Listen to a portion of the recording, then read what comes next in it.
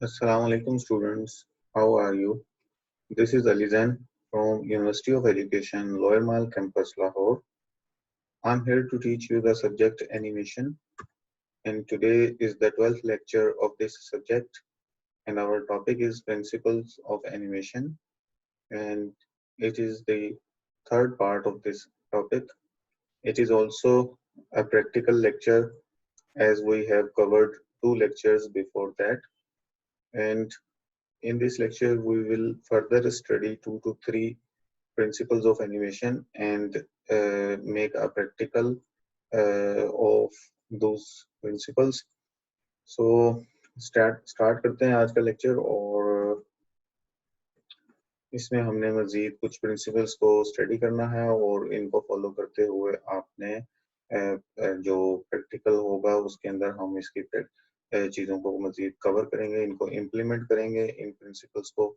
तो आज का जो लेक्चर है ये भी प्रैक्टिकल लेक्चर है और इसमें हमारा आज का जो प्रिंसिपल है वो follow through and overlapping action का है, जो कि एनिमेशंस में बहुत ज़्यादा इम्प्लीमेंट होता है और एनिमेशंस के अंदर लाइफ दिखाने के लिए जो है वो ये प्रिंसिपल को फॉलो करना बहुत ज़रूरी है।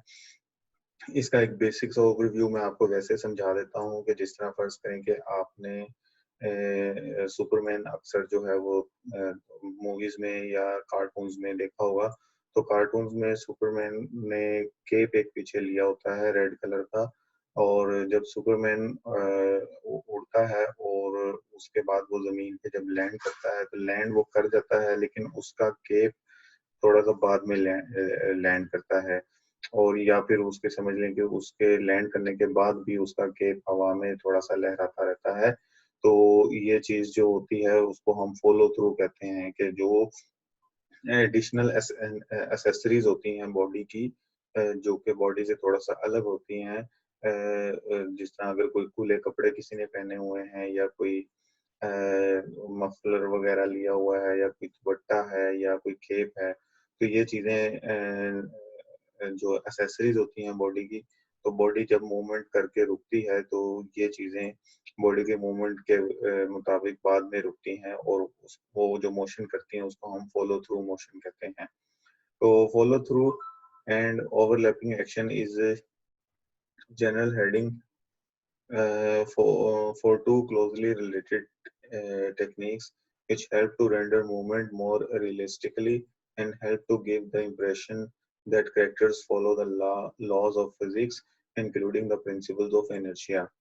तो ये चीज़ यहाँ पे वही हमने जो ऊपर पढ़ी है, जिसको मैंने थोड़ी देर पहले एक्सप्लेन किया, वो यही है कि लॉज ऑफ फिजिक्स के मुताबिक जब आपका करेक्टर मूव कर रहा होता है तो उसके मूव करने के बाद जब वो रुकता है तो उसकी जो एसेसरीज होती हैं बॉडी की, उनके अंदर अभी भी मूवमेंट की एक जान बाकी रहती है, जो लॉज ऑफ इनर्शिया के मुताबिक, या उनके अंदर एक इनर्शिया होता है लॉज ऑफ फिजिक्स के मुताबिक, वो थोड़ी सी देर बाद स्टिल होती हैं चीजें, तो वो फॉलो थ्रू मोशन कहलाती है। Follow through means that loosely tied parts of the body should continue moving after the character has stopped and the parts should keep moving beyond the point where the character stopped to be pulled back only subsequently towards the center of the mass or exhibition various degrees of oscillation damping।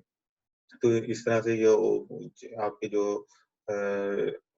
Body accessories हैं वो oscillate करती रहती हैं और आहिस्ता आहिस्ता उनके अंदर एक damping आती है। जिस तरह से अब ये ट्रैक्टर ने जंप किया हवा में और वो जमीन पे लैंड कर रहा है, तो जैसे ही वो लैंड कर गया है लेकिन केप अभी भी उसका हवा में है और अभी उसके अंदर ऑसिलेशन हो रही है, फिर ये ऑसिलेशन मजीद हो रही है, वो नीचे की तरफ झुक रहा है और यहाँ पे वो डैम्प हो गया बिल्कुल, वो स्टिल पोजीशन में आ गया है। तो करेक्टर बहुत पहले स्टिल पोजीशन में आ गया था, लेकिन उसका जो केप है वो फॉलो थ्रू मोशन करता हुआ बहुत बाद में स्टिल पोजीशन पे आया। तो Superman cape follow through action इस तरह से दिखाया हुआ है, ठीक है। अब इसी तरह ये रैबिट है, इसके जो कान है वो क्योंकि बॉडी से काफी एक किस्म के हैं, तो वो बॉडी का पार्ट ही, लेकिन वो बॉडी से काफी अलग होते हैं और वो एक किस्म की उसकी एसेसरीज हैं, तो वो उनके अंदर भी ऑसिलेशन या फॉलो थ्रू मोशन नजर आती है। जिस तरह जब ये करेक्टर ने जब ऊपर को जंप किया, हालांकि करेक्टर ऊपर को जंप कर रहा है लेकिन उसके कान नीचे को मूव हो रहे हैं, तो नीचे को बेंड हुए हुए हैं। फिर इसी तरह जब वो कैरेक्टर ऊपर चला गया, वो जब नीचे की तरफ आ रहा है तो कान अब उसके ऊपर की तरफ बेंड हो गए हैं। अब वो ऊपर से फिर दोबारा जब नीचे की तरफ आ रहा है, इस तरह से वो ऑसिलेशन उसके अंदर एक आ रही है। व्हेन बनी jumps hairs will follow through. तो जो मोशन, जिस तरह की वो मोशन होती है, उसके साथ वो फॉलो थ्रू करते हैं अपने लॉज ऑफ फिजिक्स के मुताबिक, और उसके अंदर जो इनर्शिया पाया जाता है उसको, वो उसकी फील हमें उसके बॉडी के पार्ट्स के अंदर नजर आ रही होती है। ठीक है? तो ये तो बड़ा आसान सा प्रिंसिपल था और इसको फॉलो करना भी बहुत ज़्यादा आसान है। Overlapping action is the tendency for parts of the body to move at different rates. An arm will move on different timing of the head and so on. A third related technique is drag, where a character starts to move and parts of him take a few frames to catch up. These parts can be inanimate objects like the clothing or the antenna on car, or parts of the body such as arms to or hair on them human body. The torso is the core with arms, legs, head and air appendices that normally follow the torso's movement. यहाँ पे वो बता रहा है कि जो torso आपका body का मेन पार्ट है, और बाकी जो आर्म्स हैं, लेग्स हैं, आपके हेयर हैं, ये सारे उसकी आपकी बॉडी के टोर्सो के सब पार्ट्स हैं, और ये उसके मोशन को फॉलो थ्रू करते हैं। इनके अंदर फॉलो थ्रू मोशन पाई जाती है। Body parts with much tissues such as large stomach and breast or the loose skin on a dog are more prone to independent movements than bonier body parts. यानी कि इन जो ये body parts होते हैं जो कि ढीले हैं या जिनके अंदर हड्डी नहीं है, उस तरह के बॉडी पार्ट्स जो हैं वो ज़्यादा उसके अंदर फॉलो थ्रू मोशन की इफेक्ट नजर आता है।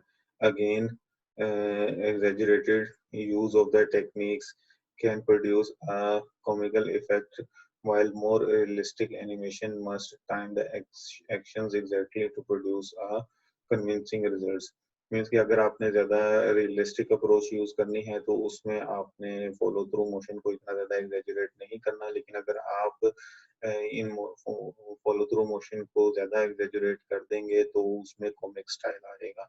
तो कॉमिक स्टाइल को जो है हमेशा ज़हन में रखें कि जितनी ज़्यादा ये प्रिंसिपल्स ऑफ एनिमेशन जो हम पढ़ रहे हैं, इनमें जितनी ज़्यादा आप एग्जैजरेशन करेंगे, उतना ज़्यादा वो रियलिस्टिक से दूर हटती जाएगी और कॉमिक टच उसके अंदर आता जाएगा। ठीक है? जिस तरह यहाँ पे ये सारे जितने भी काम हो रहे हैं, इसमें फॉलो थ्रू मोशन आपको नज़र आ रही है कि टॉर्सो मूव कर रहा है तो उसके हिसाब से बाजू और टाँगे या मुख्तलिफ पार्ट्स जो हैं वो फॉलो थ्रू मोशन उसके हिसाब से चल रहे हैं। ये 1, 2, 3 ये डिफरेंट बॉडी के पोजेस बनाए गए हैं। जिस तरह बॉडी मूव कर रही है उसके हिसाब से हाथ और टाँगे जो हैं वो ऑटोमेटिकली फॉलो थ्रू मोशन के अंदर जा रहे हैं। The moving hold animates between similar keyframes. Even characters sitting still can display some sort of movement, such as the torso moving in and out with breathing. तो ये बता रहा है कि भी यहाँ पे आपका अगर बॉडी स्टिल भी है तो उसमें भी आपकी बॉडी में कुछ मूवमेंट फील की जा सकती है, जिस तरह के जब इंसान सांस लेता है तो उसकी सांस के साथ बॉडी मूव कर रही होती है, तो ये चीज भी इसके अंदर आती है। Slow in and slow out, the movement of the human body and most other objects need time to accelerate and slow down.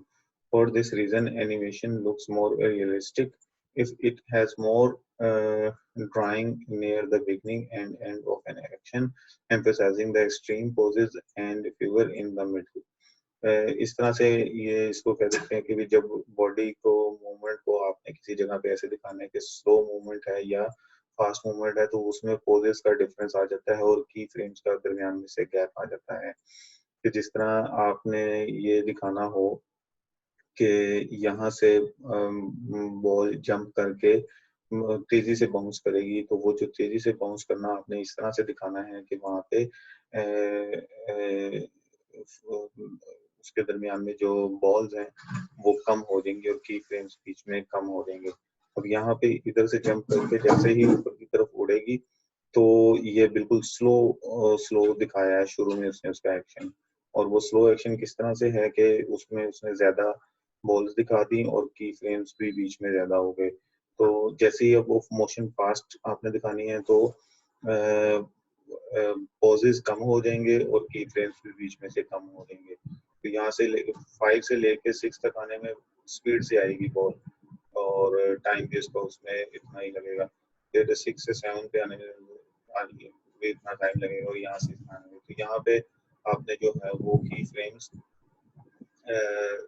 बीच में से बढ़ा दिए और उनका टाइम ड्यूरेशन आपका जितना ज़्यादा होगा, अब दो की फ्रेम्स के दरमियान में दो पोजेज हैं, एक स्टार्टिंग का और एक एंडिंग का, और उन दोनों पोजेज के दरमियान में जो स्पेस है वो 1 सेकंड की है। तो वो स्टार्टिंग और एंडिंग पे जाने के लिए वो 1 सेकंड में मूव करके वहां तक चला जाएगा। लेकिन अगर आप उस 1 सेकंड स्टार्टिंग और एंडिंग के दरमियान में जो 1 सेकंड का गैप था उसके अंदर आप 3 या 4 पोजेज और ऐड कर दें तो वो हर पोज के दरमियान में जो रेलिवेंट डिस्टेंस होगा टाइम का वो 1 सेकंड से काफी कम हो जाएगा। तो वो पोज एक दूसरे में ज्यादा तेजी से स्विच होते हुए नजर आएंगे। तो की फ्रेम्स के दरमियान में या दो पोजेस के दरमियान में टाइम जितना सेकंड्स में कम होगा उतना मोशन जो होगी वो फास्ट नजर आएगी, और टाइम सेकंड में जितना ज्यादा होगा उतना वो मोशन जो होगी वो स्लो नजर आएगी। तो यहाँ पे यही चीज को कॉन्सेप्ट को यहाँ पे क्लियर किया गया है, बॉल फास्ट टू स्लो। ठीक है, इस तरह से दिखा रहा है, जिसमें स्लो आउट यहाँ पे पेंडुलम होगी और स्लो इन यहाँ पे स्लो होगी। तो यहाँ से जो टाइम ड्यूरेशन है उसके दरमियान में जो पॉजेज हैं वो ज्यादा ड्रॉ किए गए हैं और यहाँ पे भी वो पॉजेज ज्यादा ड्रॉ किए गए हैं। और इसी तरह जब वो उनके दरमियान में क्योंकि टाइम जितना ज्यादा होगा, अब वो पेंडुलम बिल्कुल आखिर तक जाता है तो आपने भी देखा होगा कि वो स्लो हो जाता है, और अपने एक्सट्रीम एंड पे जब जाता है तो यहाँ पे जाके वो स्लो हो जाएगा, या यहाँ पे एक्सट्रीम एंड पे जाएगा तो यहाँ पे जाके भी स्लो हो जाएगा।